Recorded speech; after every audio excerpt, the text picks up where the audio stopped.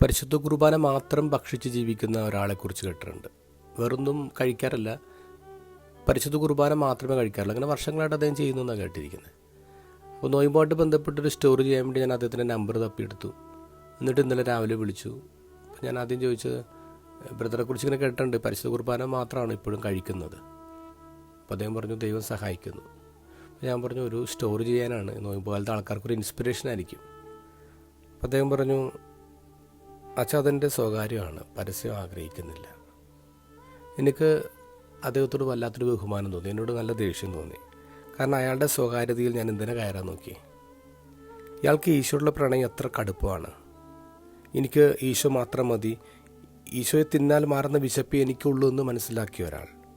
ശരിക്കും പ്രണയിക്കുന്ന ഒരാൾക്ക് എങ്ങനെയാണ് തൻ്റെ പ്രണയം പരസ്യമാക്കാൻ പറ്റുക?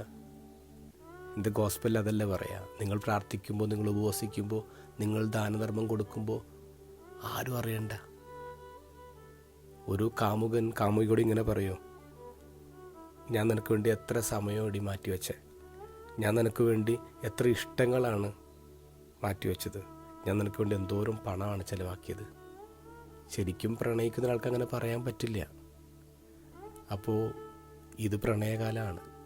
ഇന്ന് വാലന്റൈൻസ് ഡേ ആണ്, ഇന്ന് ലെൻഡൻ സീസണിൻ്റെ തുടക്കമാണ്. ഈ രണ്ടിലും ലെൻഡ് ഉണ്ടെന്നുള്ളതാണ്. അപ്പോൾ ഈ പ്രണയകാലത്തിൽ സഭ നമ്മോട് പറയുന്ന ഉപവാസവും ദാനധർമ്മവും പ്രാർത്ഥനയൊക്കെ ചെയ്യണം. എങ്ങനെ? പ്രണയം പോലെ സ്വകാര്യമായി, രഹസ്യമായി.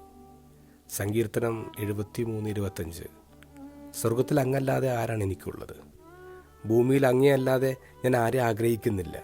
എൻ്റെ ശരീരവും മനസ്സും ക്ഷീണിച്ചു പോയേക്കാം, എന്നാൽ അങ്ങാണ് എൻ്റെ ബലം, അങ്ങാണ് എന്നേക്കുമുള്ള എൻ്റെ ഓഹരി.